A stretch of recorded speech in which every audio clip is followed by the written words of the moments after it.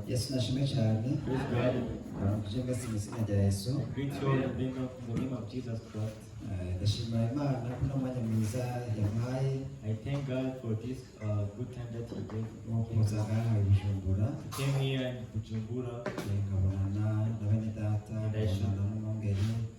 and I should see each brethren in the Tumaze pastors. iminsi tubisaba tubisengera kugira ngo tuzoronke akanya ko kongera guhura. We used to ask for pastors so that we should meet again. And Yesu nashimwe.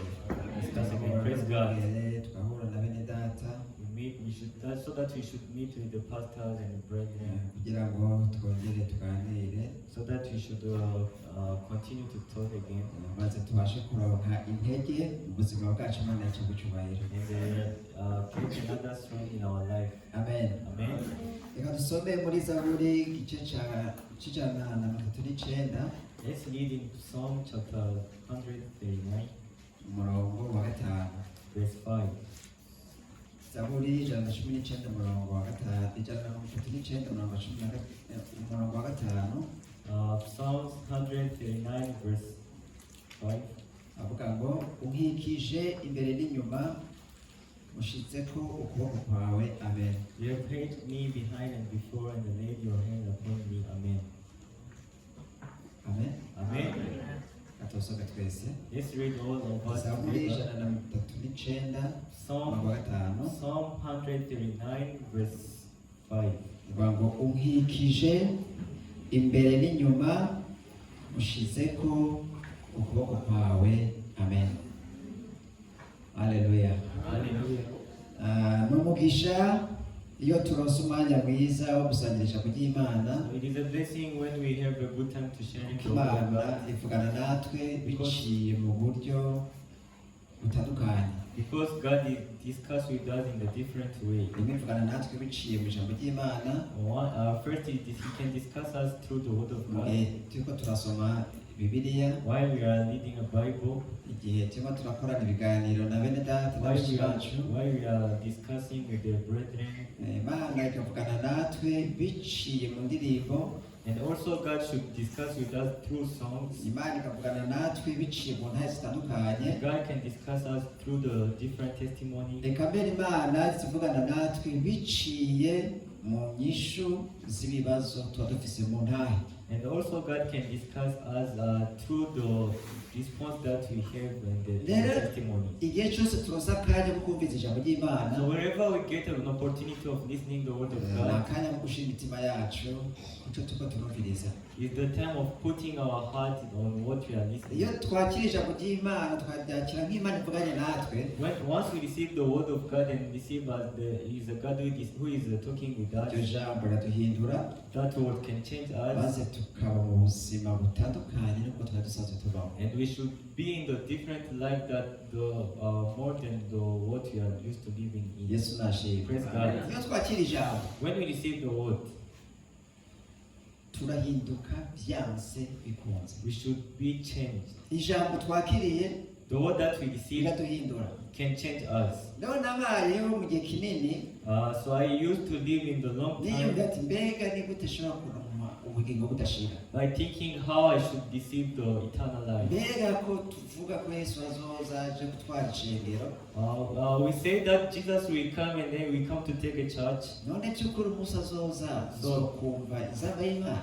So am I going to hear him when he comes? Nari natakaje ivyizigiro. I lose my Avuga faith. uko biri kose kumva inzamba y'Imana biragoye, ni nka chance.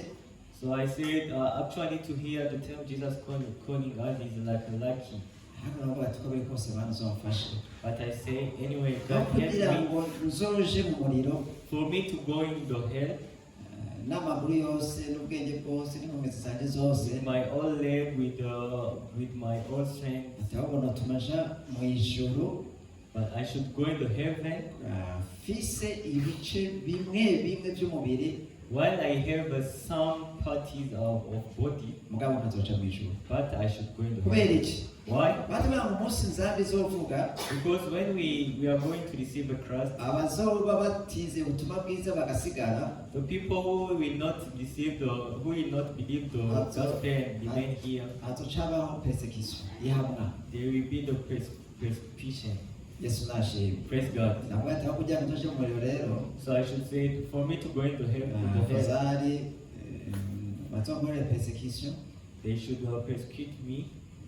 nubwo bazobakubita babice, It means that they will beat them, they will kill them, and they will nubwo ati beat nabo them, bari they will bizeye bring Yesu them none to jail. ntimwagiye, And they will say, even you believe Christ, but you are not going there. mubwo bazokwihangana. For the one who will be patient, abo bazoronka iyo chance yo kuzoja mu ijuru. that one will get the luck of going to heaven. Yesu nashimwe. Praise God. Mubwo amaze kwizera neza yuko ibyaha byanje byogejwe, But when I believe that my sins were washed, Yesu yampariye, Imana yambabariye idaharuye ibyaha byanje nakoze, that Jesus who he forgive me without counting the things that I did. kumenya ko Imana yanyujuje, Kristo yanyujuje n'Imana When I proved that Jesus connected me with the God biciye mu rupfu rwiwe, by his biciye mu death, gusesa amaraso, by shedding his blood, nkizera nkaba nzi ko mfise ubugingo budashira. and believe that I have eternal life. Umunsi nabyizeye n'ubuzima bwanje bwahindutse, Imana The time I yacituye. believed it is the time that my life was changed. Yesu nashimwe. Yesu nashimwe. Praise God. Icyo gituma hari umuririmbyi yaririmbye That's why there is a singer who sang, avuga ngo Yesu ndacibuka umunsi mwiza nakwemereye ko. Jesus, I still remember the good day that I believed you. Yesu nashimwe. Praise God. Murakazi ako karirimbo? Do you know that song? Karavuga gute? How is it? Yesu ndacibuka umunsi mwiza nakwemereye ko. Jesus, I still remember the good day that I believed you. Mbega wamwakiriye ryari? When did you receive him? Wamwizeye ryari? When did you believe in him? Ukwezi, umwaka, itariki Month, bishobotse. years, and the date you Ni believed ryari? him. When is the Muri one? uwo munsi woba waramwizereye ko, But the time you believed him, niza neza yuko waciye utanga kuba ubuzima bunezerewe, ubuzima buryoshye, I believed that you start to be in the heavenly life, aho ubaho udafise ubwoba imbere y'inyoka z'Imana. where you live without any fearness in the front Kubera iki? of God. Wamaze Why? guhinduka icaremwe gisha, Because you became a new creature, wejejwe de n'amaraso ya Yesu, that you become holy with the blood ufise of Christ, ubugingo budashira that you have kwizera eternal Yesu. life Amen. by believing Jesus. Amen. Amen. Amen.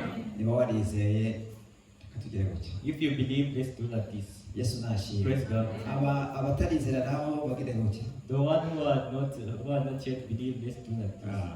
Mbona ntabahari. Yesu nashimwe cyane. Amen. Rero iyo Praise tumaze God. kwizera Yesu, So once we believe the Christ, tumaze kwakira umwami Yesu nk'umwami n'umukiza wacu, when we believe Jesus Lord as our bivuze Lord, ko ubuzima bwacu buhinduka, I say that our life should be changed, hanyuma nawe agaca aduha isezerano. and He should give us a promise. Imana iduha isezerano. God give us Iryo a promise. sezerano ni irihe? What is that promise? Na munsi turavuga kuri Zaburi 139 umurongo wa 5. So now we are going to say here in Psalm chapter 139 verse.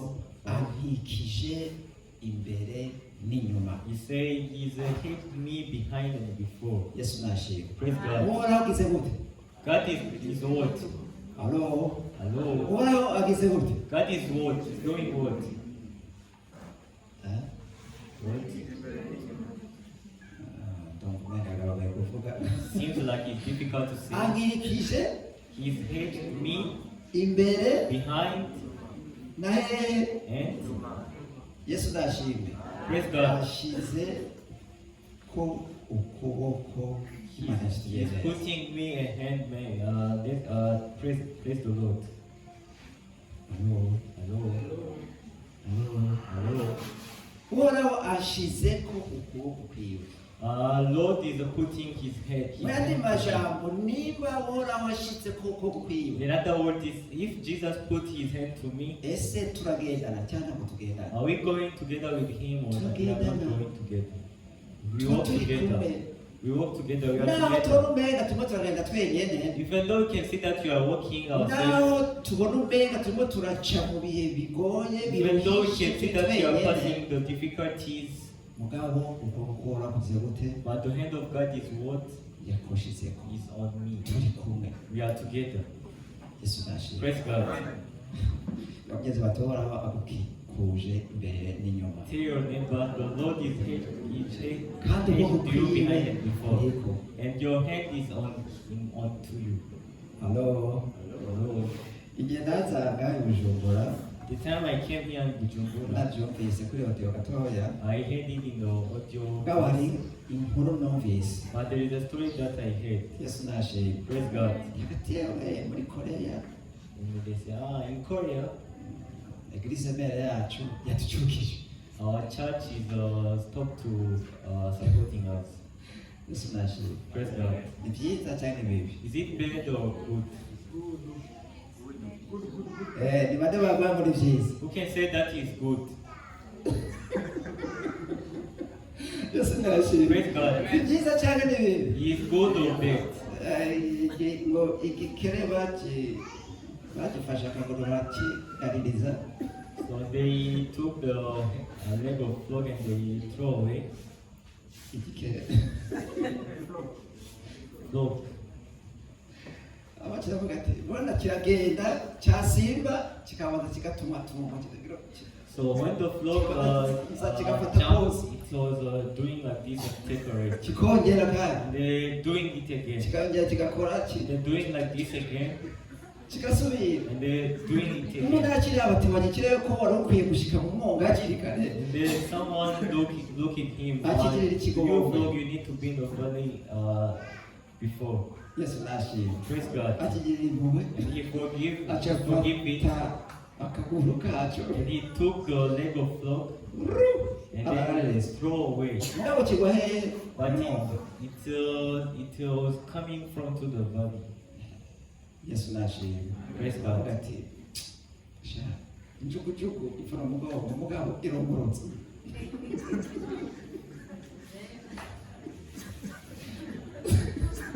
Yesu nashimwe. Praise God. Mugabo aratubiza. Injugujugu so basi gusimba biba byiza mugabo biravuniye iki So kumugongo. to jump is good, but it can break the leg. Abo twaganiriye uno munsi ishengero ry'Ubujumbura, So the people whom I discussed with them in the church of Bujumbura, nabahaye felicitation. I convinced them. Haleluya. Hallelujah. Ndashimiye ko abacukije. May God bless that they stopped to support. Je bacukije muri 2018. They stopped to support him in the 2018. Barambwira ngo turakuze ngo twarakuze nyine turakwiye. And they told me now we became grow up and then we are enough. Nacyo gituma nanjye ndabaremesha nababwira ati That is why I encourage you and I can tell you nta ngorane. there is no problem. Uhoraho adukikije imbere n'inyuma. God is hedged us behind Kandi and ukuboko before. kwiwe And he himself kundiko. together with him. Yesu nashimye. Praise God. Ukuboko k'Uhoraho kugize gute? Kubariko. The hand of God is on No into you. musanzwe abantu babandanya badushigikira nibo batwonona. The people who continue to supporting us Yesu are the people who nashimye. make us Rero grow tugiye up. kubona iki ukuboko kw'Imana. Now we are going to see the hand of God. Yesu nashimye. Praise God. Iyo umwana bamucukije If they stop people, if the people child is grown abona up, yuko mama wiwe amwanga. he should see that his mother Iyo washizeho agapiripiri if they put the spicy here cyangwa se ndubiki ibintu binura bibishe or the bitter things, ariko mama we You can batabona see, nyanga byagenze gute. if my mom why he start to hate me like this.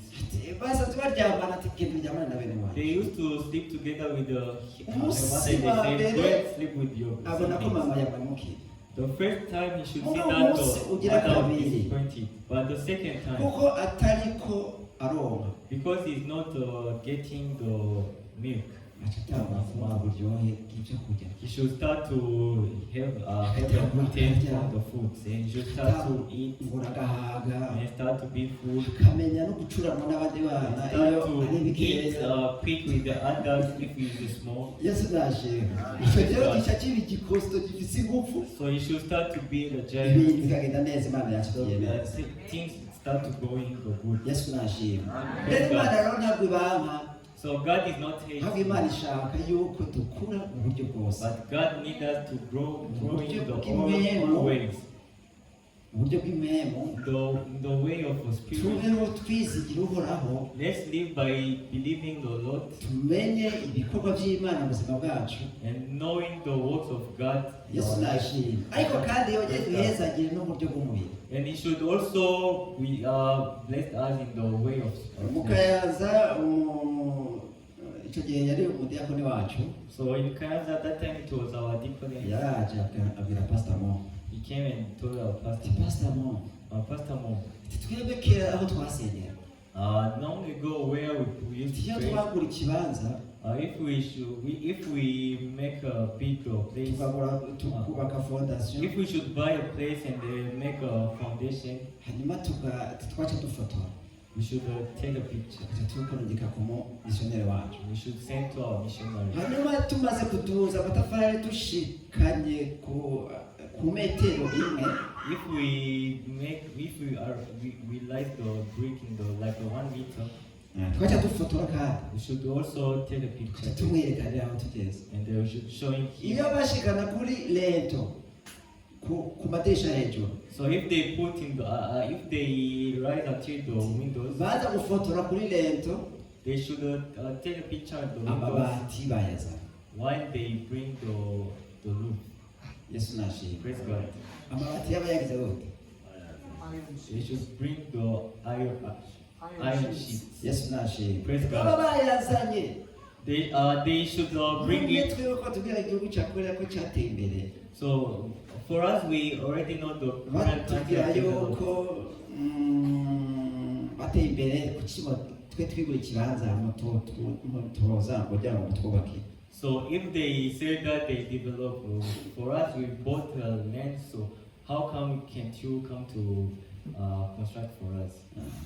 Pastor aramubwira ati Pastor told me, what are they? nzopfa nasabye imfashanyo I muri will korea not ask I will no longer ask support from Korea. imana yo muri korea niyo mana y'iwanyu God of Korea is your God. yesu nashimwe Praise God. yabaye gutunga niyo namwe yoba gutunga The one who gave Korea to be the rich is the one who can give you to be rich. yashigikiye korea namwe ni mwebwe namwe yobashigikiye. The one who supports Korea, he can support ahubwo also. rero ngiye kubasengera imana ibahezagire ishenya ryo mu kayanza So I'm going to pray so that God can bless you. hanyuma yamara kubahezagira So if He should bless you, namwe muhezagire igikorwa cyacu. He should bless you His work. yesu nashimwe Praise God. mwiyubakire You should construct yourself. yaje nyine yaviriye avuga ati amafaranga burya barayaduha cyangwa se mukaba yumvise iryo jambo tugira ngo sengere muhezagirwe hanyuma nawe muhezagire ko abaciye imana. So he came by anger, but when he heard this word, I'm going to bless you, and you are going to bless the work of God. afise morale ati haleluya. And then he started to say, Haleluya. Hallelujah. Muhaguruke. Stand up, brethren. Imana igiye kuduhezagira. Now God is going to bless niyo us. twakuye ijambo rivuga ngo umuntu uvuga ngo niwicare atagwaye intebe.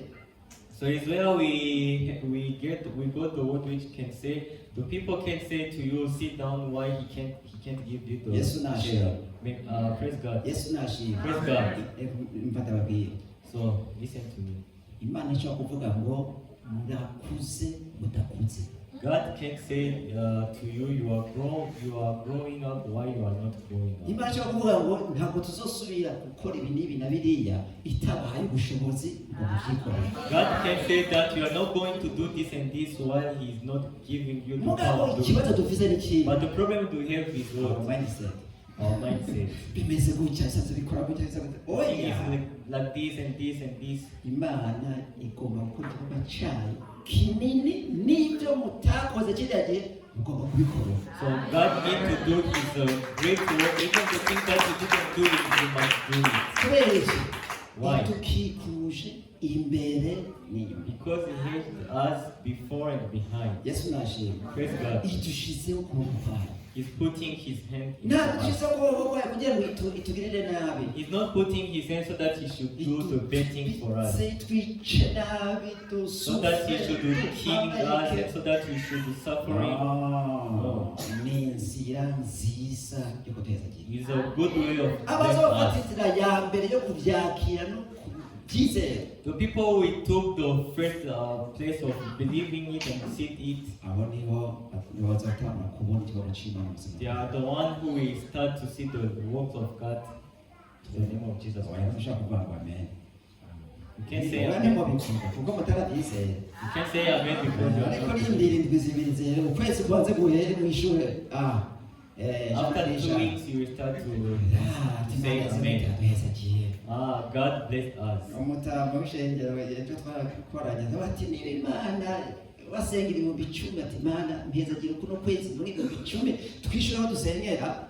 So yesterday I heard from Elder say, if you pray for God, please God give me 10,000 so that I should pay the. Imana niyaguha 10 If God give you ucigerageza 10,000, kandi ati Imana nabonye nabusabye 10 urayamba imasenga. you should try to God. God, I see that you gave me 10,000. Now I need 50,000. Ndashaka gutanga sengana. I need to offer him 50. None zirako isokuwa 10 gusa. Do you think that He will give you only Isokuwa 10? sengana gusa rero. Do you think He will give you only 50 if you ask 50? No. Izokugwiriza.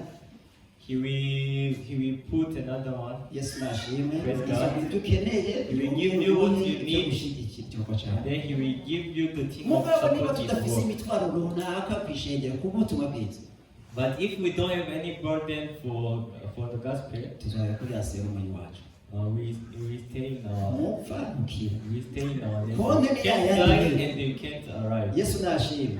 Konde ni yayandi nyene. The count is Kubera like iki? that. Pastor Pamela avuze none mutakoresha amafaranga ku butumwa bwiza muzakoresha mu So bito. Pastor Park said, if you don't use money for gospel, you will use it for what? Yesu nashimwe. Praise God. Ubu dufise umukozi w'Imana agomba kuza avuye muri Zambia. So now we have a servant of God who need to Neza come ko from atazaza Zambia. sana mukineza guca ati baducukije.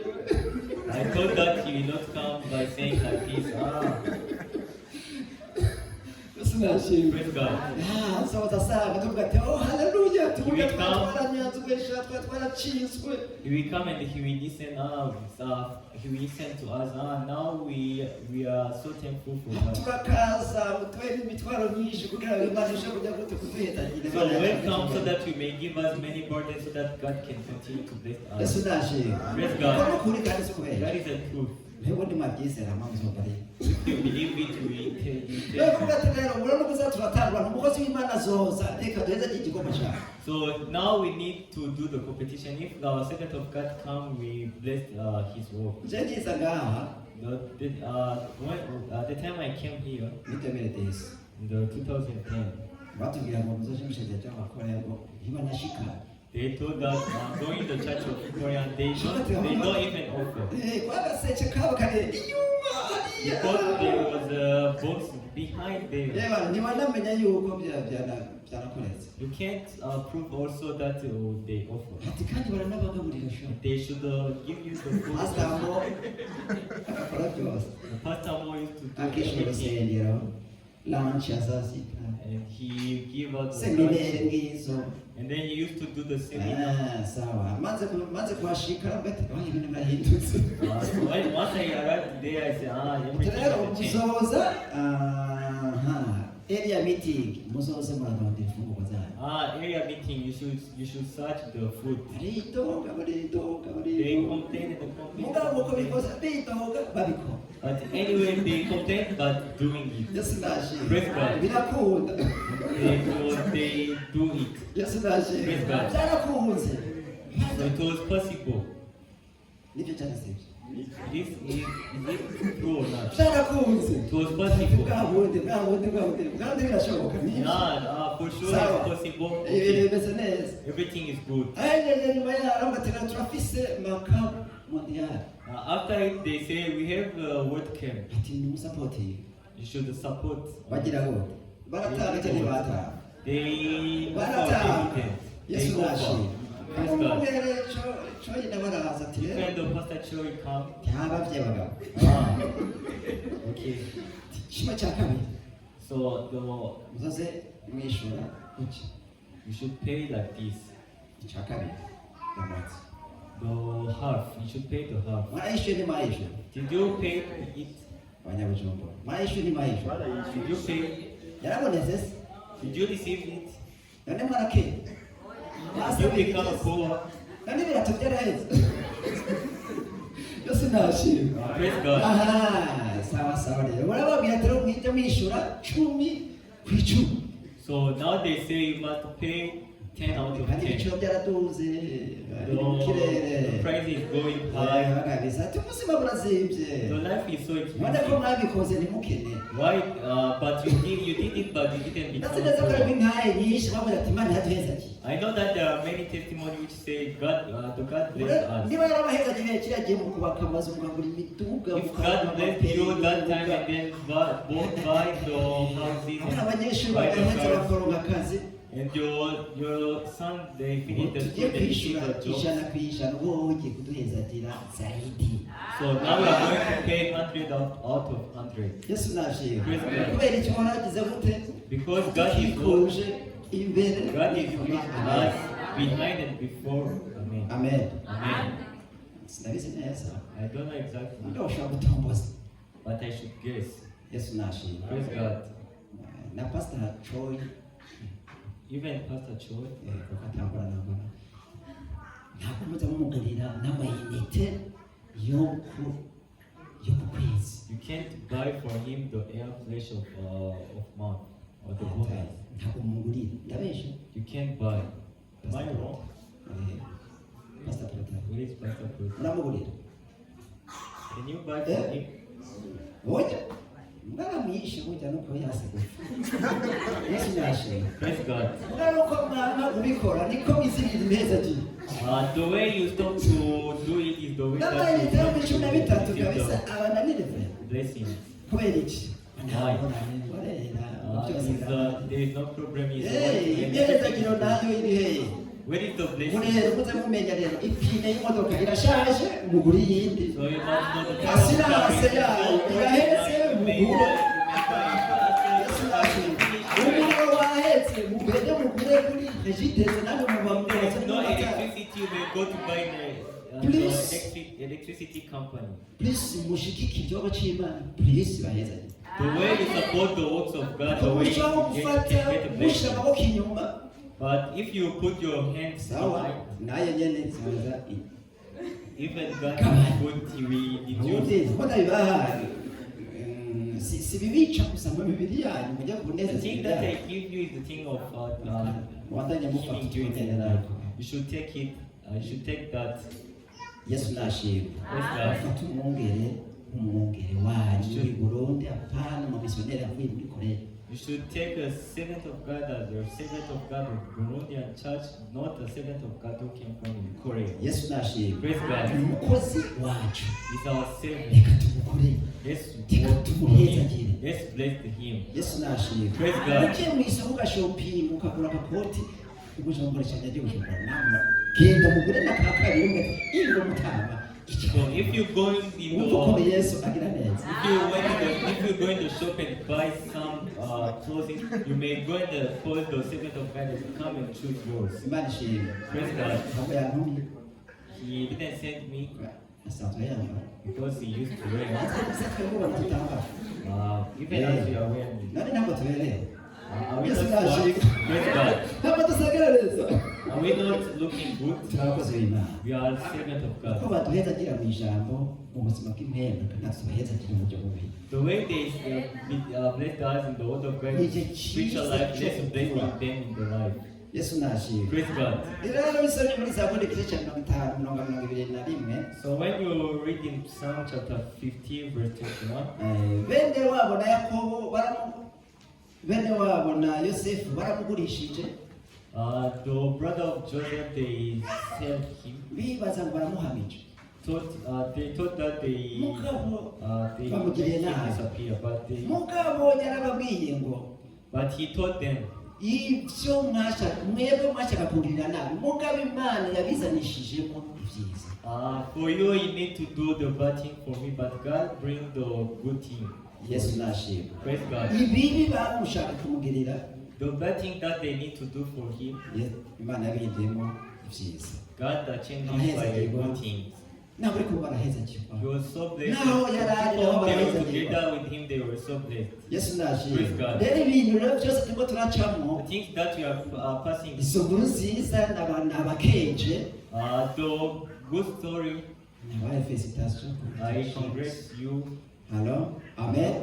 Amen. Amen? Amen. Imana igomba kubihinduramo iki? God needs Ibyiza. to change what he needs. Namugenzi bati Imana igomba kubihinduramo ibyiza. Say your neighbor, God needs to change it on Yesu nashimwe cyane. Praise God. Yesu nashimwe. Praise God. Ntabwo Imana itwifuriza ibibi. God doesn't need the breakthrough Ntabwo for ifite us. n'umugambi mubi kuri He twebwe. doesn't have also the N'ibyo ducamo best plans byose. for us. Even the thing that we pass through, Bimeze nk'ibikomeye, bimeze nk'ibigoye, the thing which is looks like a strong thing, which is so difficult, igomba kubihinduramo ibyiza. you need to change it Igihe for mperukira ngaha kuva kanyuma. good thing. Let me say the last thing. Leta Desire yaravuze, Elder Desire say, nubwo muvugishwa ntimwakumvise, mwarateguwe mugabo ntimwigeze mwitegura.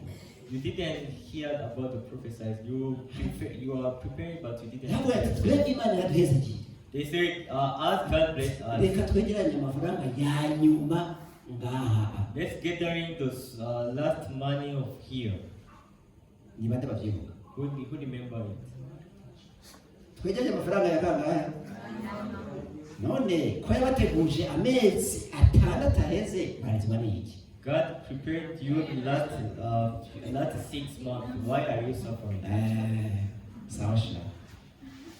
Ubwo ni bwo buryo bwo kuvugisha. Well, that is the way of prophesying. Rero batega n'ubwa nyuma. So he said that is the Na ya nyuma, na ya nyuma, na ya nyuma. is the last money. Rero kuko ari nyuma twe dushaka ibintu bandanye bigira. Because it's the last money that we Na need. ya nyuma turondera dusenge tugire ikibanza cyacu twiyubakire. Let's pray for our land and then so that we should construct Ubwo it. bw'Imana bw'Imana. That is the will of Ntiwabura God. murondera ikibanza ngo mubake mudafite amahera. He can't tell you to such a place without Ntabwo having ubona money. umenga ntayifise. Even though it seems like you don't have the money, but you have the money. Muragize gute? Adukikuje. Because God is ahead us behind and before, kandi adushizeho and He is putting His hands to us. rero ibyo turimo turaca ibyo murimo muracamo The things that you are passing through, Imana igomba kubihinduramo ibyiza. God needs to change it to everything. Let's say amen. tuvuge ngo amen. Let's say amen. Haleluya. Amen. Haleluya. Hallelujah. Dusenge. Let's pray. Data bari mu izina rya Yesu turamushimiye. Lord God, we thank you. Turamushimiye ko n'umwanya mwiza waduhaye kugira ngo usangire ijambo We ryawe. thank you for this good time that you give us so that we may share your word. Udukikuje imbere n'inyuma Hate us behind and before, kandi udushizeho ukuboko kwawe and you are putting your hands kugira ngo on us tugirire neza. so that you can do the good thing for Imana izina us. ryawe icubahiro. Bless your name, Heza be rero glorified. bashiki bacu You may let the Mama duhezagire kutuba duhezagiye